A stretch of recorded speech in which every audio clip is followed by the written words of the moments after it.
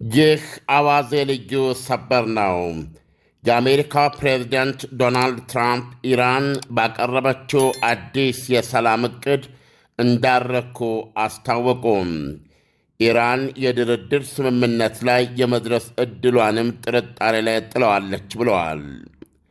ውል ወይም ስምምነት መድረስ ይፈልጋሉ፣ በሐሳባቸው አልረካውበትም ብለዋል በዋይት ሃውስ ለጋዜጠኞች በሰጡት መግለጫ። ትራምፕ በመግለጫቸው ኢራንን በተመለከተ ያሏቸው አማራጮች ጥቃቱን ማባባስ ወይም ስምምነት ላይ መድረስ ናቸው ብለዋል። ትራምፕ ሲቀጥሉ አማራጮች አሉን፣ ሄደን በማፈነዳዳት ለዘላለሙ ልንጨርሳቸው እንፈልጋለን ወይስ ስምምነት ላይ ለመድረስ መጣጣሩን መቀጠል እንፈልጋለን? ምርጫው እነዚህ ናቸው ብለዋል። ትራምፕ መካከለኛው ምስራቅ ውስጥ በመዋጋት ላይ የሚገኘው ማዕከላዊ እዝ በትናንትናው ዕለት አማራጭ ወታደራዊ ዕቅዱን አቅርቦ ማብራሪያ የሰጣቸው መሆኑን አረጋግጠዋል። ምርጫቸው የቦምብ ዘመቻውን እንደገና መጀመር እንዳልሆነም ገልጸዋል። በሰብአዊ ዓይን ሳየው አልመርጠውም ብለዋል የቦምብ ዘመቻውን የመቀጠሉን ሐሳብ በዋይት ሃውስ መግለጫቸው። ሲቀጥሉም ያለው ምርጫ ግን ዞሮ ዞሮ ይሄው ነው፣ በከባዱ በመዝመት አፈነዳርተን እንጨርሳቸው ወይስ ሌላ ነገር ብናደግ እንመርጣለን የሚል ነው ብለዋል። ትራምፕ አላረካኝም ባሉት አዲሱ የኢራን ሐሳብ ላይ ዝርዝር አልሰጡበትም። ከሐሳቡ ውስጥ ያልተቀበሉት የትኛው ጉዳይ ወይም የትኛው ነጥብ እንደሆነ አልገለጹም፣ አላብራሩም። ትራምፕ በመግለጫቸው የቴህራን ባለሥልጣኖች ለጦርነቱ እልባት የሚያስችል ድርድር ማካሄድ አይችሉ ይሆናል ሲሉም ተናግረዋል። ወይም የሰላማዊ ስምምነት መድረስ የሚችሉ እንደማይመስላቸው ገልጸዋል። ተስፋ መቁረጥ አለበት ንግግራቸው። የዚህ አንዱ ምክንያት አመራሮቹ እርስ በርሳቸው ግራ ተጋብተዋል የሚል ነው። መሪዎቹ በመካከላቸው ከፍተኛ አለመግባባት አለባቸው ሲሉ ተናግረዋል። ዳንኤል እንደሰማው ነው። ይሄ ዜና በጣም ከባድ ዜና ነው። ኢራኖች በአማራጭነት አርቀው ያቀረቡት የተባለው የሰላም ሐሳብን ነው ዶናልድ ትራምፕ አልረካውበትም። አለመርካት ብቻ ሳይሆን በአጠቃላይ አሁን ያሉት የቴህራን መሪዎች ተደራድረ ስምምነት ላይ ልትደርሳቸው የምትችላቸው አይነት አይደሉም የሚል አይነት ተስፋ መቁረጥ ያለው ነገርም ነው የተናገሩት።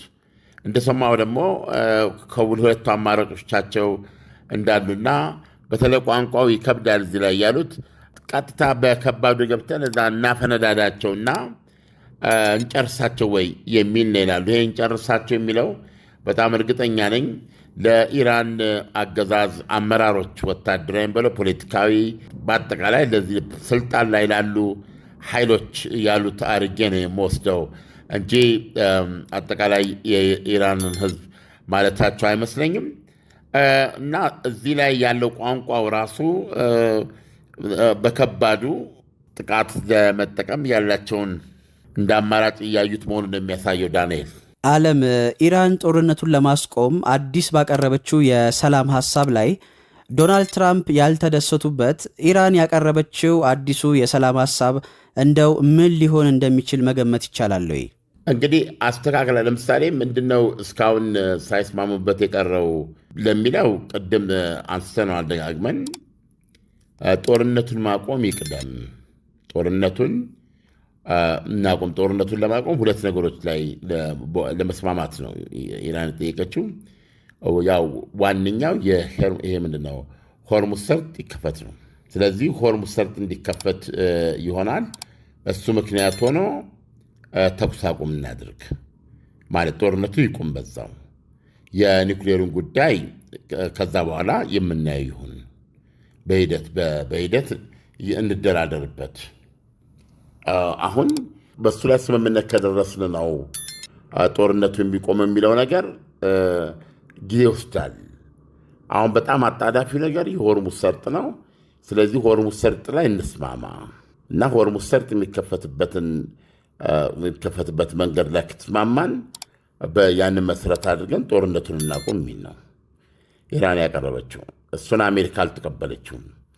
ምክንያቱም የኒውክሌር ስምምነቱ በፍጹማዊ በሆነ መልኩ ምንም አይነት የኒውክሌር ፕሮግራም እንደማይኖራት፣ የወደመውን እንደማታንሰራራ፣ ዩራኒየም የሚባል ነገር እንደማታበለጽግ በግዛቷ የሚያጸና ነው እና ከዚህም በላይ ደግሞ 440 ኪሎ ግራም 60 በመቶ የበለጸገው ዩራኒየም ወደ 90 በመቶ ካደረገችው 11 የአቶሚክ ቦምብ ሊሰራላት የሚችል ስለሆነ እሱን ከኢራኖች መቀበል አለብን ነው የምትለው አሜሪካ። እነዚህ ባልተፈጸሙበት ሁኔታ እነዚህንና የሆርሙዝ ሰርጥን አንድ ላይ ነው አሜሪካ መፈጸም አለባቸው የምትለው። ኢራን ደግሞ የምትለው የሆርሙዝ ሰርጥ ይከፈት እና ጦርነቱን በይፋ እናቁም፣ እሷም የራሷ ጥያቄዎች አላት። የኒውክሌር ድርድሩ በኋላ ላይ ይቀጥላል የሚል ነበር የእስካሁን ሀሳቧ። አሁን ይሄ ተቀባይነት ስላልነበረው አዲስ ማሻሻያ ሀሳብ ዛሬ ያቀረበች ማለት ነው። ይህም ለዋይት ሀውስ ደረሰ እና ዋይት ሀውስ ውስጥ የሚያገኘው ግምገማ በቂ አይደለም ወይም ዶናልድ ትራምፕ አላረካኘው ነው ያሉት።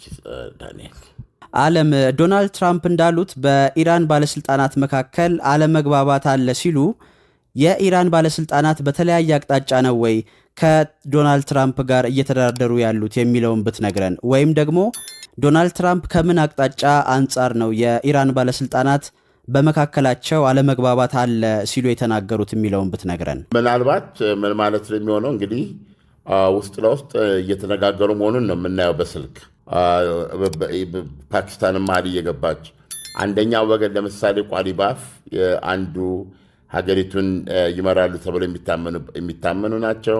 እንደገና ደግሞ እስላማዊ አብዮታዊ ዘብ የሚባለው ኃይል አለ፣ የዛ አዛዦች ይኖራሉ።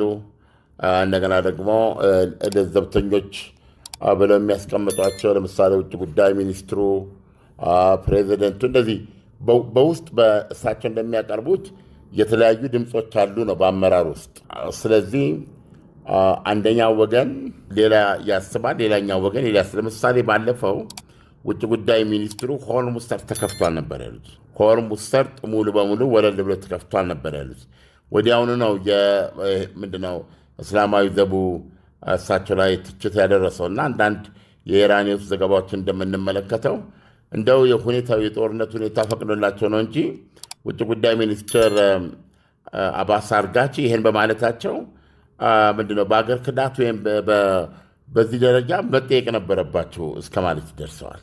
ስለዚህ የሚከፈት በቀደመው መልኩ ከጦርነቱ በፊት በነበረው መልኩ የሚከፈት ዓለም አቀፍ መተላለፊያ አይኖርም። ሆርሙዝ ሰርጥ ከዚህ በኋላ አሁን በምናየው በኢራን ላይ ከፍተኛ ድምፅ ያላቸው ወገኖች